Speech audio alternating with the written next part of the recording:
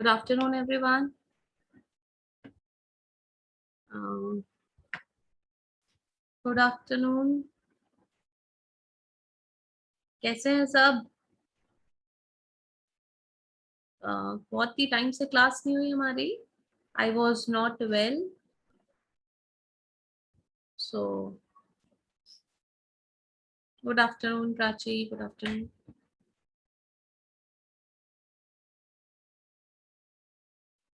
चलिए तो स्टार्ट करते हैं आज क्लास आगे की. इंडियन कॉन्ट्रैक्ट एक्ट में हम करने वाले हैं डिस्चार्ज ऑफ कॉन्ट्रैक्ट. ठीक है, इजी पोर्शन है, कोई ज्यादा टफ नहीं है. चलिए. हाँ जी, बिल्कुल Raghav. Yes. And the burden of proof in that case is on the dominating party, is on the presumed dominating party. ये ले लो, ठीक है ना. अब हम आते हैं, topic is discharge of a contract. ठीक है, आप ये ढंग से करना, ये टॉपिक इंपॉर्टेंट है. क्वेश्चन बनता है ये इसमें से. तो डिस्चार्ज ऑफ कॉन्ट्रैक्ट, अभी तक तो हमने कॉन्ट्रैक्ट्स बनाए थे, right. Now we will talk about discharge. That means fulfilling the obligations, fulfilling the promises made by the parties. है ना भाई. सबसे डिस्चार्ज के बहुत सारे तरीके हैं. One best way of discharge of a contract is performance. आप अपनी परफॉर्मेंस दे दो ड्यू डेट पर, है ना. फॉर एग्जाम्पल, ए ने बोला था I will deliver you the car, B ने बोला था I will deliver you the money. तो ए ने अपनी कार दे दी, बी ने अपना पैसा दे दिया, अपने अपने ऑब्लिगेशंस दोनों पार्टीज ने पूरे कर दिए. That is the best way of discharge of a contract. Due date पर आकर के आप अपनी परफॉर्मेंस दे दो. परफॉर्मेंस तो पहला तरीका है. मोड्स ऑफ डिस्चार्ज की बात कर रहे हैं हम. तो first mode is by performance, discharge by performance, है ना. अब इसमें और भी है अंदर. परफॉर्मेंस भी दो तरीके की होती है. एक तो होती है हमारी एक्चुअल परफॉर्मेंस, एक होती है अटेम्प्टेड परफॉर्मेंस. ठीक है ना. एक्चुअल परफॉर्मेंस, अगर पेरेंट्स ओल्ड हो तो भी नहीं, फिर वो मेंटल और बॉडीली डिस्ट्रेस में चला जाता है. ओल्ड एज, ये सब चीजें अलग डील होती है, फिर अलग से स्पेसिफिक पॉइंट है उसके लिए. चलो चलो, बाय परफॉर्मेंस में एक तो है एक्चुअल परफॉर्मेंस, एक होती है अटेम्प्टेड परफॉर्मेंस. एक्चुअल परफॉर्मेंस का मतलब है a contract is discharged by actual performance when both the parties have fulfilled their obligations on the due date. Due date पर आकर के दोनों पार्टीज ने अपने अपने ऑब्लिगेशंस फुलफिल कर दिए हैं. That is known as actual performance. What is attempted performance? Attempted performance को टेंडर भी बोला जाता है. अटेम्प्टेड परफॉर्मेंस में the person, the party who, इसका एक और नाम भी है, टेंडर के अलावा इसका एक और नाम है ऑफर टू परफॉर्म. मतलब इस वर्ड से आपको ये समझ आ जाएगा कि ये क्या है. बेसिकली अटेम्प्टेड परफॉर्मेंस इज कि एक पार्टी अपना प्रॉमिस लेकर के आपके ड्यू डेट पर आपके सामने खड़ी है, आप एक्सेप्ट नहीं कर रहे हो, you are not accepting it, आप उसके परफॉर्मेंस को एक्सेप्ट नहीं कर रहे हो. तो इट डजंट मीन कि ये बंदा, ये जो पार्टी है जो अपना ड्यू डेट पे परफॉर्मेंस के लिए रेडी है, ये still this party is bound, ये फ्री हो चुकी है, इसने अपना ऑब्लिगेशन दे दिया है. मतलब जब एक पार्टी ड्यू डेट पर आकर के अपना प्रॉमिस फुलफिल कर रही हो एंड सामने वाली पार्टी उसको एक्सेप्ट नहीं कर रही हो, तो इसका मतलब परफॉर्मेंस तो हो चुकी है. जो पार्टी ड्यू डेट पर अपनी परफॉर्मेंस दे रही थी उसकी तरफ से परफॉर्मेंस हैज बीन मेड, वो डिस्चार्ज हो जाएगी. जिसने भी ऑफर टू परफॉर्म किया था, that party will be discharge from such obligation in future. ठीक है. अब वो सामने वाले की जिम्मेदारी बनती है कि वो कब मांगेगा, कैसे लेके जाएगा, घर से लेके जाएगा, उसके जो भी है ना. लेकिन वो पार्टी अब वो आगे से आपको ऑफर नहीं करेगी, क्योंकि आप एक्सेप्ट, आप ड्यू डेट पर मौजूद नहीं हो या एक्सेप्ट नहीं कर रहे हो, whatever the circumstances are, तो इट डजंट मीन कि अभी भी स्टिल वो पार्टी आपके पीछे पड़ती रहेगी। नहीं, ड्यू डेट पर उसको परफॉर्मेंस देनी थी, दे दी उसने, आपने एक्सेप्ट नहीं करी, it is your mistake. The party will be discharge from his legal obligation. ये होता है अटेम्प्टेड परफॉर्मेंस। पढ़ लो आप, देखो क्या लिखा हुआ है। पहला पॉइंट है डिस्चार्ज बाय परफॉर्मेंस में, देखिएगा क्या है। Performance is the usual mode and the best mode of discharge of a contract. Performance दो तरीके की से दी जाती है, एक्चुअल और attempted. Actual performance is the fulfillment of obligations arising from a contract by the parties to it in accordance with the terms of contract. Terms of contract में जैसा लिखा है वैसा कर दिया, ड्यू डेट पर आकर के जो जो सामान बोले था वो दे दिया, actual performance. Offer of performance is also known as attempted performance और टेंडर ऑफ परफॉर्मेंस, तीन चार नाम है इसके। A valid tender of performance is equivalent to performance. Tender to perform कर दिया, that means offer to perform कर दिया इज इक्वल्स टू परफॉर्मेंस, वो आपकी परफॉर्मेंस ही मानी जाएगी and you will be discharged.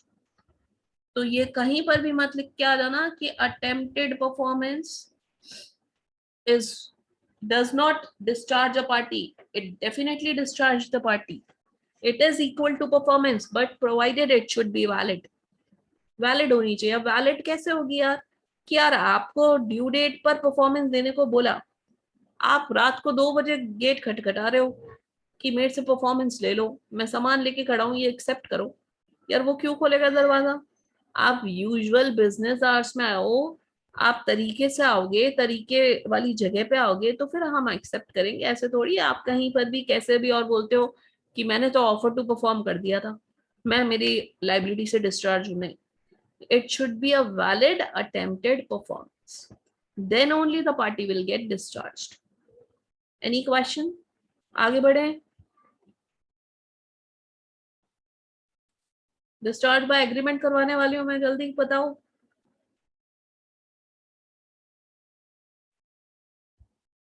ठीक है, तो next is discharge by agreement, है ना। What is agreement? एग्रीमेंट का मतलब होता है भैया, एग्रीमेंट का एक तरीके से मतलब है आप दोनों के बीच में there is some consensus ad idem. Agreement हमेशा, एग्रीमेंट से कॉन्ट्रैक्ट डिस्चार्ज हो रहा है इसका मतलब म्यूचुअल एग्रीमेंट है।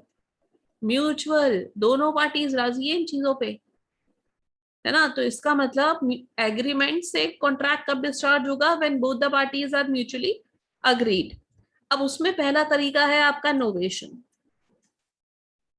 नोवेशन, नोवेशन को सिंपल लैंग्वेज में बोलते हैं सब्स्टिट्यूशन,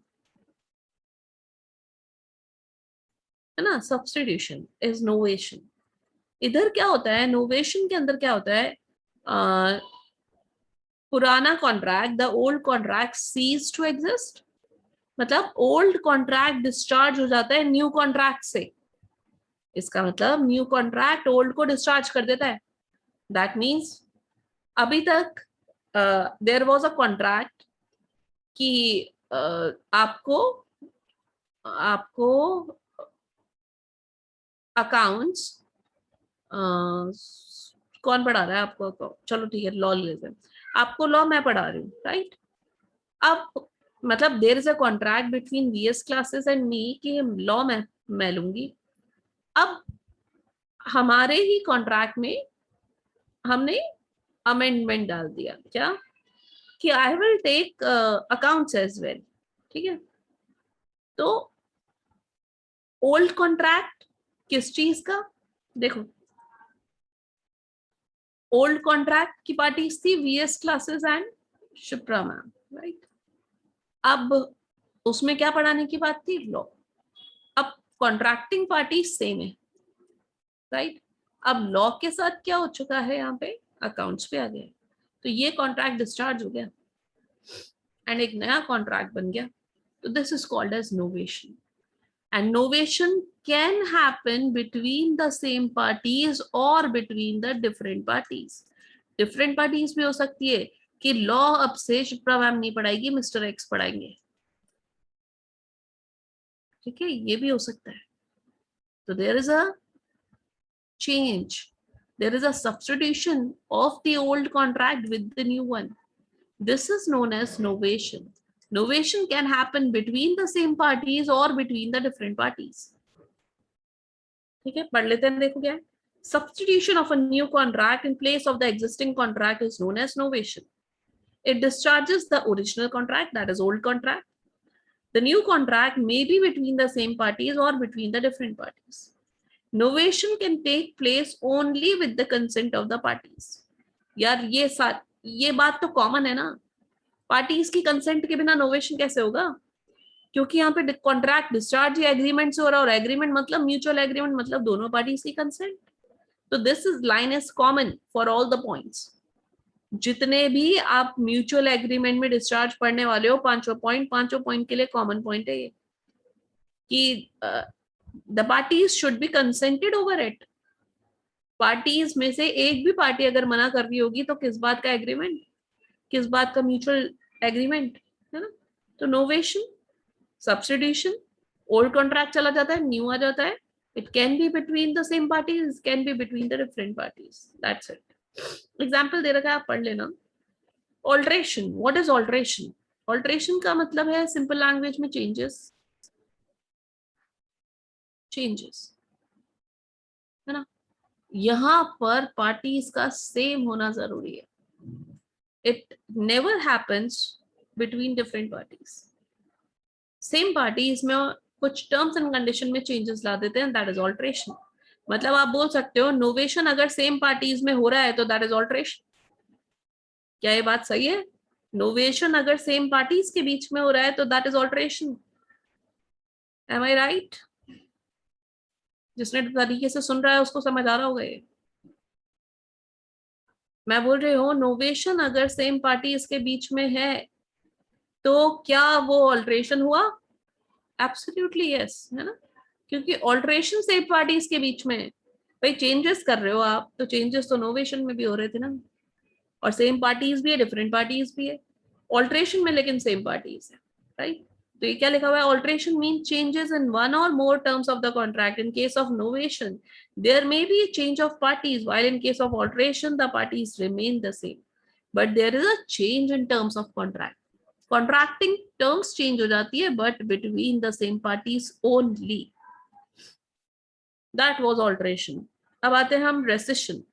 रेसिशन, इसके बिना तो अभी तक कॉन्ट्रैक्ट एक्ट चल ही नहीं सकता था. ये तो आपने पढ़ा ही है. रेसिशन, है ना? रिसाइंड, रिजाइंड से वर्ड बना हुआ है, ये रिजाइन से बना हुआ है वर्ड. कैंसलेशन पढ़ा था आपने, cancellation, that is basically rescission. ये होता क्या है?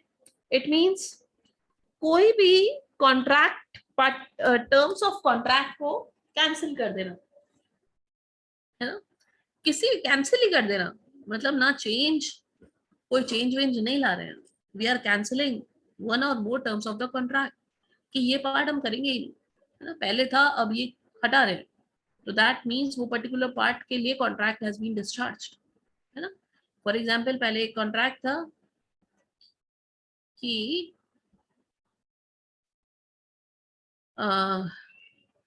आपको लॉ भी पढ़ानी है, आपको अकाउंट्स भी पढ़ानी है. अब हम बोल रहे हैं आपको अकाउंट्स पढ़ानी ही नहीं है ना? कैंसिल ही कर रहे हैं, राइट? तो that is rescission. This is rescission, cancellation of some of the terms of contract. या फिर जैसे कि मान लीजिए ए ने बी को बोला था मैं कार दूंगा, बी ने बोला मैं पैसे दे दूंगा. ए ने कार देने से मना कर दिया, बी भी ये बोलेगा मैं भी नहीं दूंगा. ये कैंसलेशन ऑफ द कॉन्ट्रैक्ट है, पूरा कॉन्ट्रैक्ट कैंसिल, रेसिशन.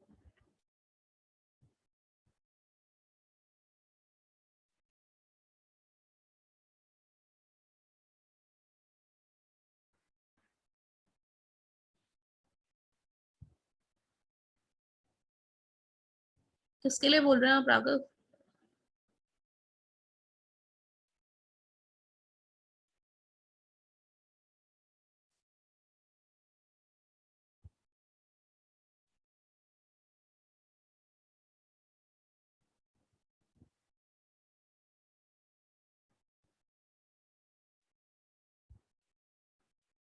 अच्छा, हाँ हाँ हाँ हाँ, ओके, हाँ सही है बेटा। ठीक है ना, तो रेसिशन मतलब कैंसिल ही कर देना। रेमिशन और वेवर बड़ा ही सिम, बहुत ही माइन्यूट सा लाइन ऑफ डिफरेंस है इनके बीच में, remission and waiver. Remission is basically कि कई बार आप ऐसा नहीं होता कि कोई सामान खरीद के लाए है ना, शॉपकीपर से कोई सामान खरीद के लाए, आपका बिल बना 203 रुपए का, है ना, आपने सामान लिया है 203 रुपए का, आपको पैसे देने हैं 203, सामान तो ले लिया आपने, आपके पास 200 रुपए है, आप बोलते हो यार 200 ही रुपए है ना, तो शॉपकीपर बोलता है चल कोई बात नहीं 200 देते हैं। तो ये जो 3 रुपए का उसने रेमिशन, इसको बोलते हैं रेमिशन, कॉन्ट्रैक्ट था 203 का, लेकिन 3 रुपए उसने रेमिट कर दिए, तो कॉन्ट्रैक्ट हैज बीन डिस्चार्ज, पूरा कॉन्ट्रैक्ट डिस्चार्ज हुआ। ये नहीं है कि 3 रुपए आप बाद में देने जाओगे, नहीं, वो ना कोई बात नहीं है 200 दे दे, है ना, दैट मीन्स 203 का कॉन्ट्रैक्ट आपने 200 रुपए दे करके डिस्चार्ज करवा लिया, है ना, लेसर अमाउंट दे करके आपने एक कॉन्ट्रैक्ट को डिस्चार्ज करवाया, that is known as remission. Read कर लीजिए, remission means acceptance of a lesser performance than what is actually due under the contract. There is no need of any consideration for remission. Remission के लिए कोई consideration नहीं लगा, 3 रुपए के लिए आपने, आप देखो ना, आपने सामान ले लिया 203 का, लेकिन आपने कुछ नहीं दिया, 3 रुपए थोड़ी दिया आपने, तो वो जो रेमिशन हुआ ना उसके लिए कोई कंसिडरेशन नहीं था, राइट। तो इसीलिए बोलते हैं remission no consideration no contract में भी आता है, नो कंसिडरेशन नो कॉन्ट्रैक्ट का एक्सेप्शन होता है रेमिशन। कुछ याद है क्या?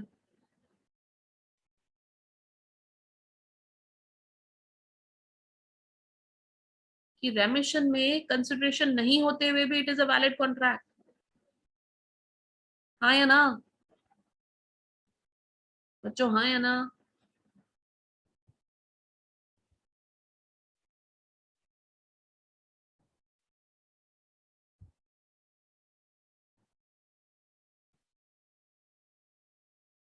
ठीक है ना, तो दैट इज रेमिशन, और इसलिए आप वहां पे भी ये कोट करना। What is waiver? वेवर में क्या होता है, it is basically giving up,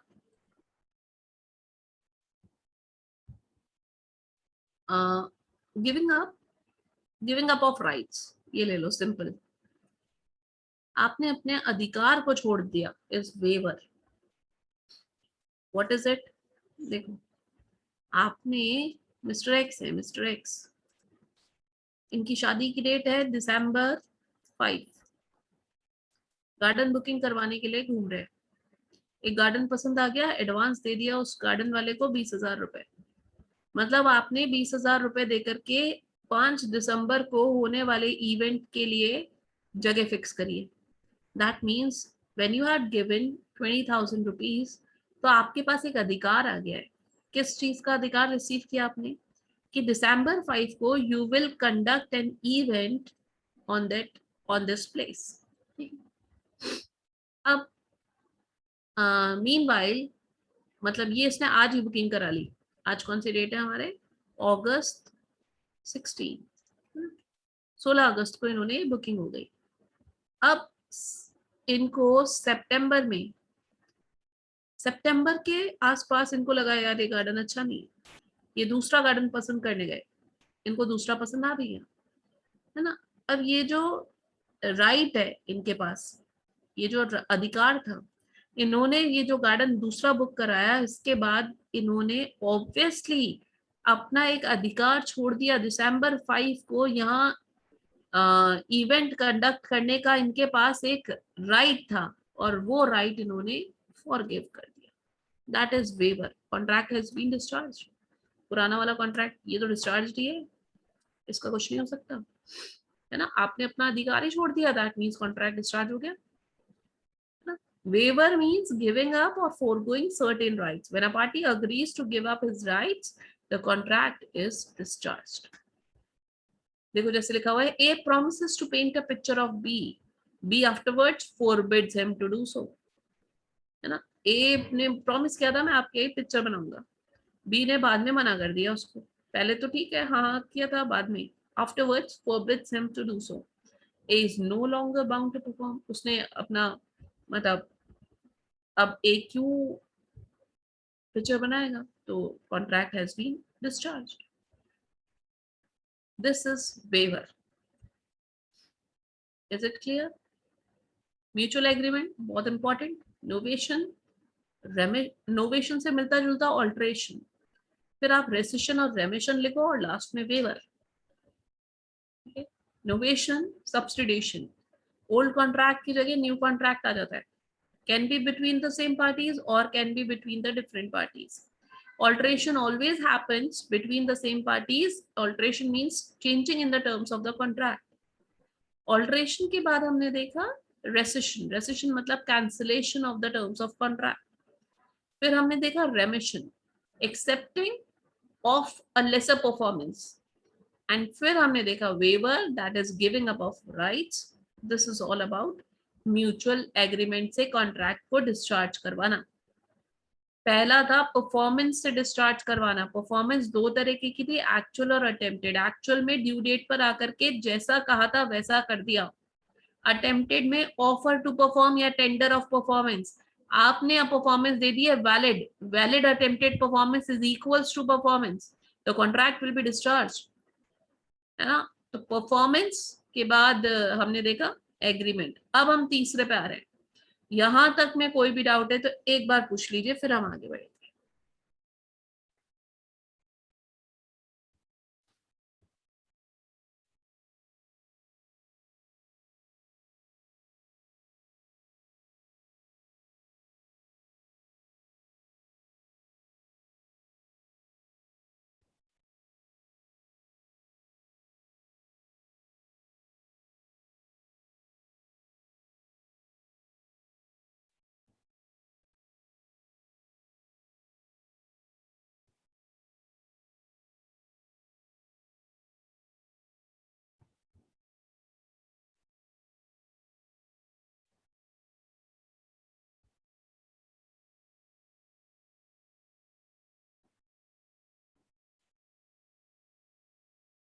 क्यों नहीं हो सकती राहुल?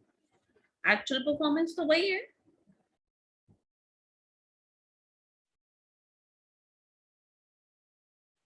भाई आप एक एक पार्टी का देखो ना. एक्चुअल परफॉर्मेंस आप, हम इंडिविजुअल की बात कर रहे हैं. अटेम्प्टेड में भी हम इंडिविजुअल की बात कर रहे हैं बेटा. परफॉर्मेंस आप दोनों पार्टी, हम contract, we are what we are saying, discharge of obligation. Parties का ऑब्लिगेशन कब डिस्चार्ज हो जाएगा? अटेम्प्टेड परफॉर्मेंस देने से क्या पार्टी का ऑब्लिगेशन डिस्चार्ज हो जाता है? Answer is yes. एक्चुअल से दोनों का हो जाता है. अटेम्प्टेड से भी दोनों. अगर देखो अटेम्प्टेड में पहले से ही उस पार्टी ने दे रखा है, सेकेंड वाली पार्टी जिसको हमने ऑफर की अपनी अटेम्प्टेड परफॉर्मेंस, उसने ऑलरेडी अपना एक्चुअल परफॉर्मेंस दे करके खुद का ऑब्लिगेशन पूरा कर रखा है, तो हमने अटेम्प्टेड दे करके कॉन्ट्रैक्ट इज डिस्चार्ज, है ना. ये भी तो केस हो सकता है ना.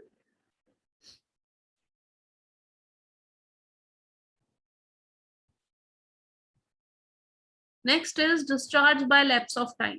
ये तो वेरी इजी. थर्ड थर्ड कर रहे हो आप. लैप्स ऑफ टाइम में भाई अगर टाइम स्पेसिफाइड है, इफ टाइम इज स्पेसिफाइड, तो कॉन्ट्रैक्ट उसी टाइम में हो जाना चाहिए. अगर टाइम स्पेसिफाइड ही नहीं है तो क्या आप परफॉर्मेंस नहीं दोगे? क्या देना ही पड़ेगा. तो रीजनेबल टाइम में दो. और reasonable time depends on facts and circumstances of the case. ये लिखा हुआ है every contract must be perform within a fixed और reasonable period. lapse of time discharges the contract. The Indian Limitation Act has prescribed the period within which existing rights can be enforced in the court of law. जैसे कि time बाद date था ना, 3 साल का time था वहां, कि आप डेट को रिकवर कर सकते हो 3 साल के अंदर अंदर. अगर 3 साल में आप नहीं करते हो तो that date will become time barred, है ना। तो इसलिए बोला गया है अगर टाइम स्पेसिफाइड है तो टाइम में दीजिए, नहीं स्पेसिफाइड है तो रीजनेबल टाइम में अपनी परफॉर्मेंस दो, है ना। और अगर नहीं देते हो तो contract will be discharge. Next है fourth is discharge by operation of law. इसमें पहला है डेथ। ऑपरेशन ऑफ लॉ समझते हो, which is beyond the control of any party. Death, death के केस में आप सोचो, डेथ के केस में तो कॉन्ट्रैक्ट डिस्चार्ज ही होना है। एक ऐसा कॉन्ट्रैक्ट है जहां पे पर्सनल स्किल इन्वॉल्व है, तो वहां तो कॉन्ट्रैक्ट डिस्चार्ज ही होगा। सिंगर और थिएटर मैनेजर वाला एग्जाम्पल ले लिया, 6 दिन परफॉर्मेंस दी, उसके बाद डेथ हो गई, तो यार उसका बेटा थोड़ी गाएगा, कॉन्ट्रैक्ट इज डिस्चार्ज। लेकिन यही अगर आपने एडवांस ऑर्डर दिया था किसी को, उस ओनर की डेथ हो गई, तो उसके बिजनेस को उसका बेटा चला रहा है, वो परफॉर्म करेगा। पर्सनल स्किल के केस में कॉन्ट्रैक्ट डिस्चार्ज होता है अगर मतलब हिरार्की बिजनेस है, दैट मींस आपका जनरेशन टू जनरेशन बिजनेस है, तो फिर डिस्चार्ज नहीं होता है। ठीक है, तो ये लिखा हुआ है इन कॉन्ट्रैक्ट्स इन्वॉल्विंग पर्सनल स्किल और ability death terminates the contract. In other cases, the rights and liabilities or deceased person will pass on his LR. ये obvious है। इंसॉल्वेंसी, इंसॉल्वेंसी से भी कॉन्ट्रैक्ट डिस्चार्ज हो जाएगा। ये तो बहुत बुरी बीमारी है। हम जिसको भी माल बेच रहे हो, ये दुआ करना कि वो बंदा इंसॉल्वेंट ना हो जाए। अगर वो इंसॉल्वेंट हो गया तो आप मान लेना आपका कॉन्ट्रैक्ट डिस्चार्ज है, यू विल रिकवर नथिंग। ठीक है ना, डिस्चार्ज हो जाता है। Unauthorised material alteration, third one is unauthorised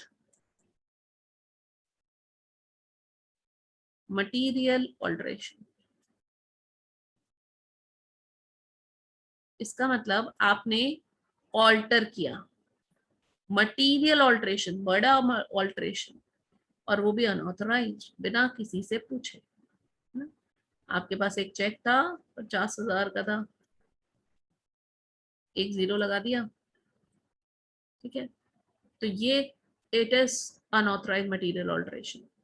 तो 4.5 लाख के लिए the contract has been discharge. 50,000 के लिए तो वैलिड है, बट 4.5, जो जो भी आपने अनऑथराइज्ड करा, जो भी चेंजेस आपने अनऑथराइज करे, उसके लिए the party has been discharge, जिससे बिना पूछे करे। देखो क्या लिखा, material alteration in terms of contract का मतलब है without the consent of other party discharges the contract. Change in the amount of money to be paid, date of payment, place of payment are examples of material alteration.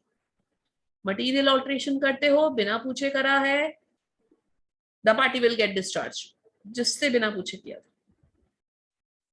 Fourth है merger. What is merger? Merger मतलब होता है inferior right को superior right में मर्ज होना। when inferior right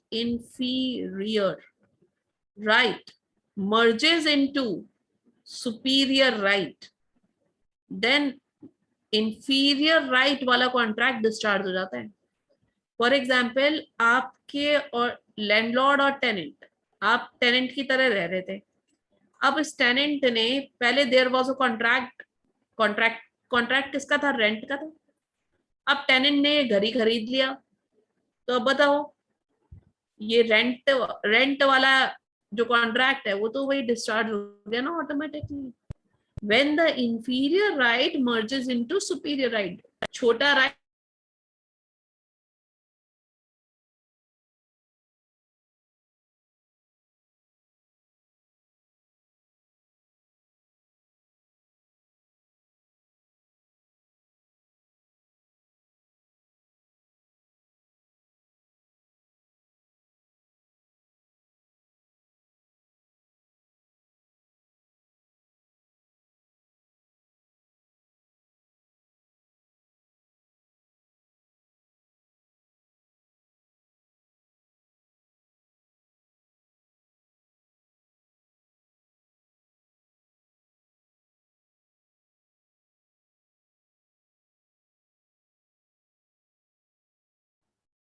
ये क्या हुआ एकदम से? Am I audible?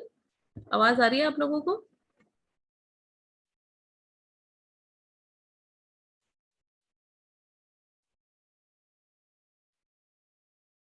आवाज आ रही है? ठीक है ठीक है। तो क्या ये समझ आ गया था आप लोगों को? मर्जर कंप्लीट हो गया है। लास्ट वाला है discharge by impossibility of performance. Impossibility of performance मतलब पहले कोई चीज अलाउड थी, लॉ ने कुछ चीज को अलाउ कर रखा था।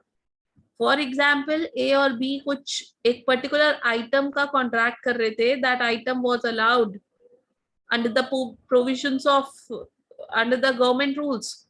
अब लेटर ऑन इस पे बैन लग गया, तो वो कॉन्ट्रैक्ट इज डिस्चार्ज्ड। अब वो कॉन्ट्रैक्ट को करना ही इम्पॉसिबल है, तो कॉन्ट्रैक्ट डिस्चार्ज है। तो that is discharge bye impossibility of performance. लिखा हुआ भी है, देखिए। Impossibility of performance results in discharge of contract. An agreement which is impossible is void because law does not compel to do impossible things.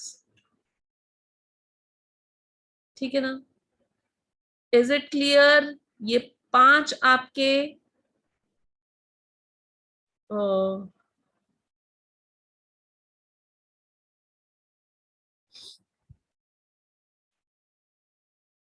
Sorry 4 आपके operation of law का था। Fifth one is impossibility of performance और last is discharge by breach.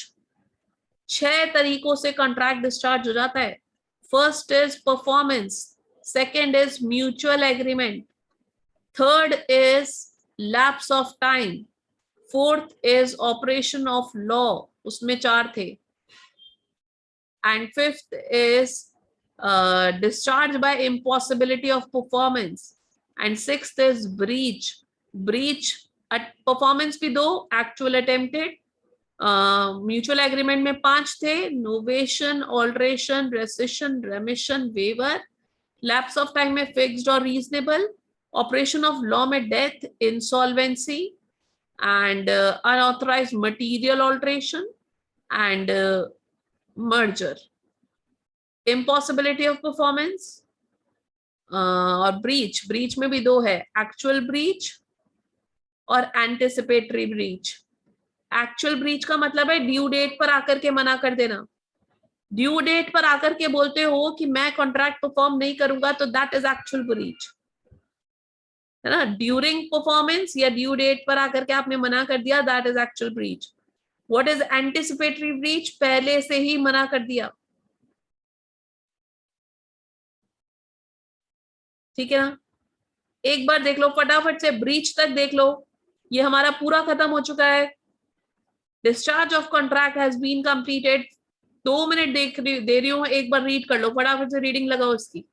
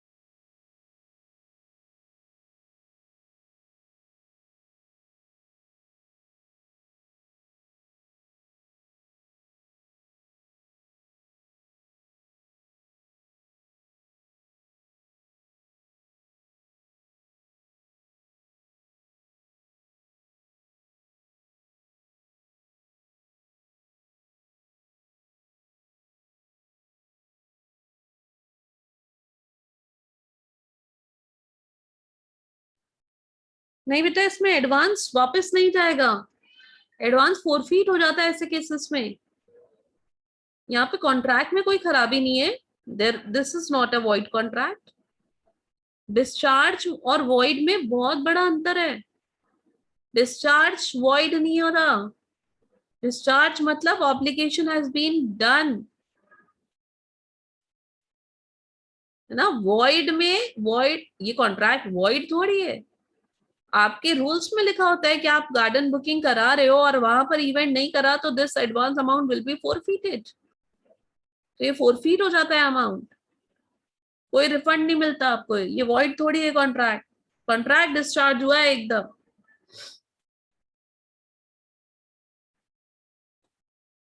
भाई void में और discharge में फर्क होता है, ध्यान रखना।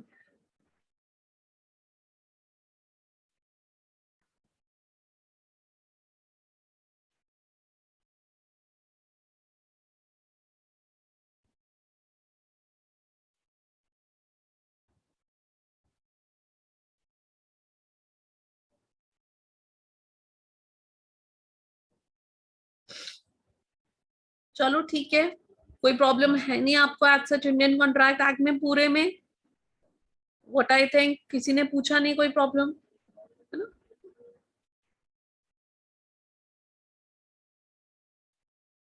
नहीं नहीं, वॉइड क्यों है, वॉइड थोड़ी है ये वॉइड है ही नहीं बच्चे। आपने गार्डन बुक कराया तो यार इसमें क्या खराबी है, 20,000 रुपए आपने एडवांस दिया। अब आपको कोई और गार्डन पसंद आ गया, इसमें उस गार्डन वाले की क्या दिक्कत है। उसने तो अपने सारे क्लाइंट्स को मना कर दिया ना 5 तारीख के लिए कि यहाँ पे कोई इवेंट नहीं होगा क्योंकि मैं ऑलरेडी एडवांस बुकिंग कर चुका हूँ,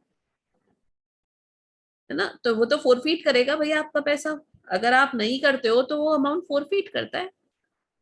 तो इसमें वॉइड के तो चांसेस ही नहीं है, this is a valid contract and the contract will be discharge. ये कॉन्ट्रैक्ट डिस्चार्ज कब हुआ है, जब आपने दूसरा गार्डन पसंद किया।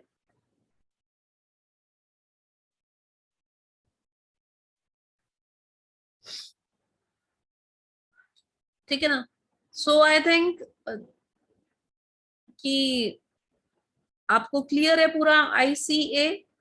अब ये बैच नंबर, ये जो है ना, कौन सा है हमारा बैच नंबर 56, उसको स्पेशल कॉन्ट्रैक्ट्स करवाने, है ना, special contracts. But special contract कराने से पहले मैं एक बार सेल ऑफ गुड्स एक्ट लेने वाली हूँ कल से। I will start sale of goods act from tomorrow. ठीक है, तो वो भी आपका करा हुआ है ही, एक बार बस सिंपल रीडिंग मारनी है, फटाफट से कोर्स खत्म करके बैच नंबर 55 को हम फ्री कर देंगे। और 56 का आगे नेगोशिएबल चालू कर देंगे, नेगोशिएबल, इंडियन पार्टनरशिप और एलएलपी, बस। So that's it for today, मिलते हैं कल सेम टाइम। Thank you.